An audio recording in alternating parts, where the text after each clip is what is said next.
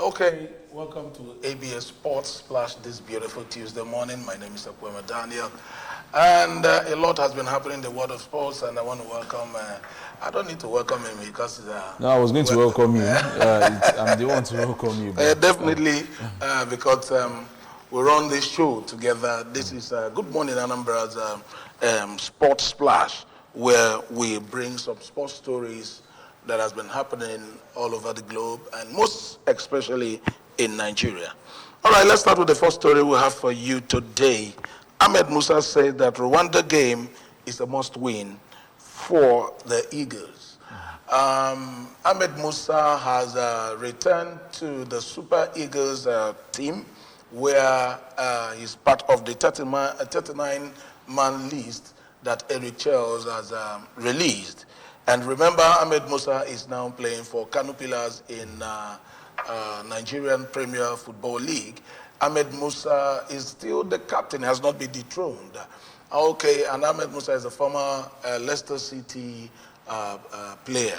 And now he believes this game is a must-win for the Super Eagles. It is non-negotiable. We need to win this Rwanda game that is coming up on the 21st of March, live at the Amahoro Stadium at Kigali. Obaino, Ahmed Musa coming back to the national team.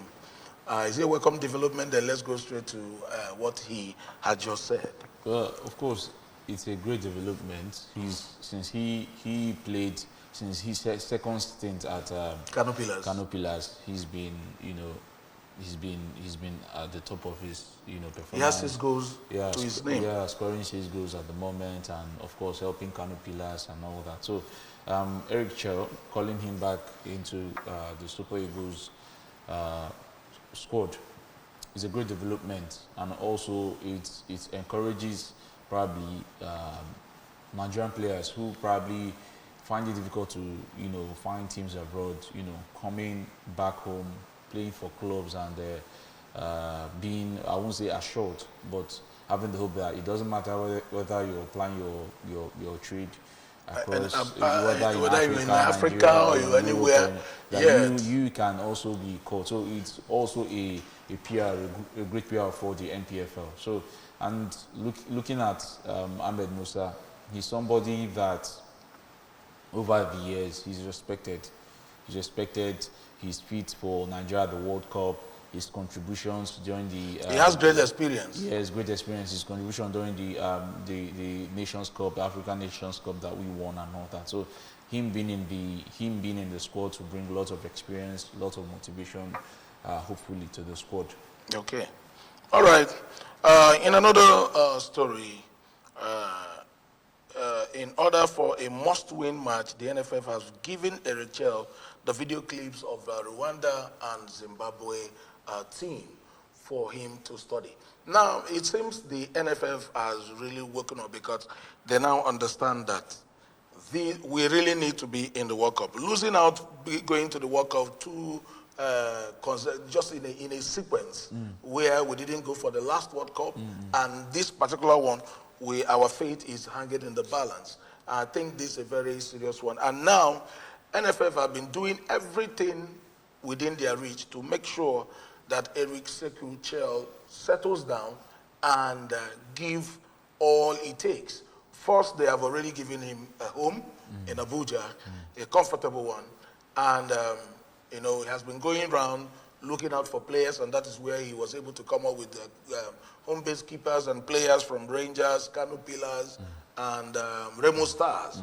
We have 3 of them in the 30-man list, and now he has been given the clips of the Rwanda and Zimbabwe for him to study and know the right players to prosecute the game. Yeah, we must commend the NFF for trying to, make the environment very comfortable for the coach, because it's so important for him. He shouldn't have issues with things as basic as housing, transportation, and he needs to be comfortable to just focus for on his psychology to be right. He needs those for him just to psychological. focus. However, providing a clip for of those previous matches, though commendable, but it's really that is what the technical crew should. So it's not something to be applauded for something like that. You know, it's something the technical crew should have been done. It's one of the reasons why he's here, to probably look at the games of his opponent before that game, see and notice where their weak points are, see and notice where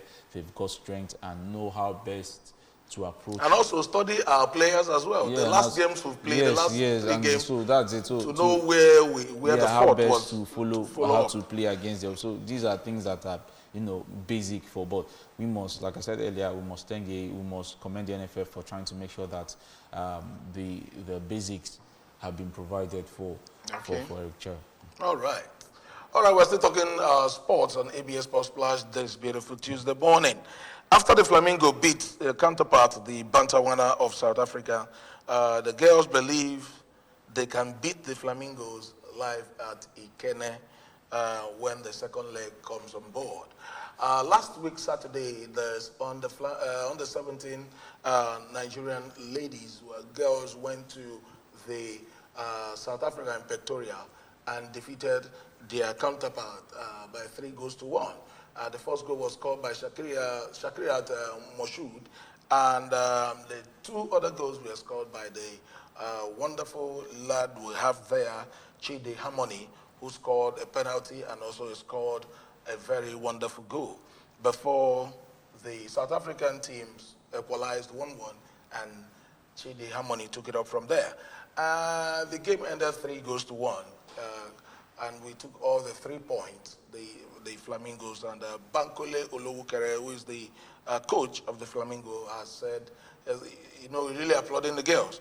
But now the South African are saying, come the second leg, we're going to beat these girls, beat our Flamingos at Ikene. That's where Iremo Stars Stadium. You know. Do you believe South African ladies have all it takes to come to our home? You know, banters will always be, it will always be constant in football. You know, you've lost 3-1 at home. You just want to give yourself a level of confidence. Yeah, they have to be confident. You know, it's all these things. You have to tell yourself, you have to be positive. You know, like Joe Austin like a motivational speaker, have to, yes, exactly. You have to motivate yourself going to the next game. It doesn't matter the difference. However, you know, for the Flamingos and Nigeria, we have to be ready. We have to, because it's the game of football. Things happen, score lines change, and you know, and you begin to wonder how possible did it happen? It has not, like the man of miracle that happened. Yeah, it has not happened once. It has in happened. Russia, Yeah, Saudi '89. Yeah, exactly. It has always happened. So it's for the you know, the technical crew, the Flamingos, the team, everyone to get on board and not, you know, just relax and make sure that they finish they finish up the game. Yes, they finish up these well. ladies. When anytime they come here and they go home, you know, crying. Okay. All right. Away from the Flamingo story, I know should leave Nottingham Forest if a Champions League club comes for him. These are the exact words of a former left back defender of the Super Eagles, Ifeanyi Udeze. Says, I know should leave the Nottingham Forest for a Champions League club. And I begin to ask, Nottingham Forest have already positioned themselves for the Champions League. Do you still think maybe clubs like Arsenal, clubs like Manchester City or Chelsea comes for Olaino? Should he grab that opportunity? You know, it surprises me that Oino, you know, amidst how well he's played, you know, the past couple of years, all the way from Roma, then Torino, and then now playing at Nottingham Forest. Nottingham Forest. I think at a point he played for Fulham too. So I find it really surprising, but you know, it's the way it is. So at the moment, Nottingham Forest has, you know, positioned themselves to play in the Champions League. So, however, you know, there are levels to these things. If a club like Manchester United comes for Ola Aino, I believe he would. Manchester is not there. No, these are top clubs. But they're not there. They're not there for now. It's immaterial where they are, but I'm talking about top clubs. Then, if the clubs like Real Madrid, Manchester City, you know, probably Chelsea, that's up to him, and then other top clubs come, he may consider. So, but when you're talking about Champions League football, except something happens or, or Nottingham Forest decides to lose grip and lose form, they're already in the Champions League. Okay. So I do not think, so that's just it. All right. So that's it. Olaino, they're already there, so there's no need, except otherwise, maybe the pay is good for him to move. Yeah. And he takes his move. Okay, Lookman makes Atlanta looks great. These are words of the coach, Gasperini, whom was on the verge of losing Ademola Lookman by his unguarded statements he made during the Champions League game where Atlanta was defeated. And this was the same coach who said that Ademola Lookman cannot never play penalty for the club. He's not designed to play penalty for the club. Yeah. And the same man is coming back now because Ademola Lookman was everywhere on Sunday when Atlanta played Juventus at home, and he scored the last goal of the game, where the Atlanta trashed the old ladies Juventus by 4-0. And now the coach has come out in defense of Ademola Lookman, say he makes Atlanta look great. Irrespective, Atlanta has already made him great, and he believes Ademola Lookman that before the end of the season could be the captain of Atlanta.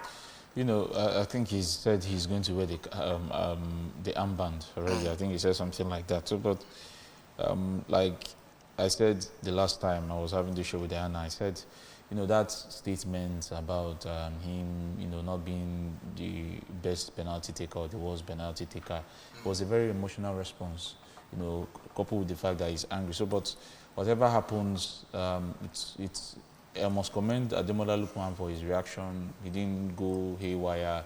The club also coming out to support Ademola Lookman, and now finally the coach also coming back up to say he can be captain. So it means he's sending the message that actually I didn't really mean that. I said that out of anger, and it does not really translate to how I deeply feel about this. It was a very dangerous it was a very dangerous because the thing it could about destroy the whole team. Exactly, that's the thing about anger. It's a very, some will say, like Koti will say, it's a very useless reaction. It's a very useless emotion because it spoils a lot of things for you. And at the moment, I'm just happy how everything has turned out for Lookman. Okay. Ademola Lookman could be made the captain of Atlanta before the end of the season. Those are the words of the coach, Gasperini. Let's see how it goes, because the 2024 African Player of the Year has been living up to expectation. Man, this guy has been scoring. This guy keeps all their opponents walking. Whenever you see Ademola Lookman, there's this fear, man, you need to sit up, otherwise you guys are going to hear from him. Okay, we wish him well, and let's see how everything turns out. All right, in the bid to have a very formidable midfield during these two World Cup qualifier games we're about to play against the Anambra of Rwanda and the Warriors of Zimbabwe, one of the invited players had injury and has been recruiting to get better, and now he has been cleared. I'm talking about Dele Bashiru Fisayo, who has been cleared to start playing for his club. And remember, this guy is one of the guys that really rescued us in the last game against Benin Republic. He has been in a very top form for his club, Lazio FC, in the Serie A. And now he has been cleared. Dele Fisayo Basiru. Cleared to play. Of course, I will. But do you think he's going to be more, although he plays in the creative aspect, that is playing 10, and he'll be sharing with Iwobi? The likes of Iwobi, yes. He's a very important, currently he's a very important player for the Super Eagles, but whatever it is, I suggest, I feel, he should really take time to rehabilitate, get better, get stronger, But you know, this is a thing of football is a game of passion. In as much as nowadays money would always fuel the passion more. You know, so but I feel you know he just got back from injury. You know, I think he should take that time out, relax a bit, stay strong, and you know, even if he's going to play for the Super Eagles, probably 15 minutes here and there, and I believe that should be enough for him. Okay.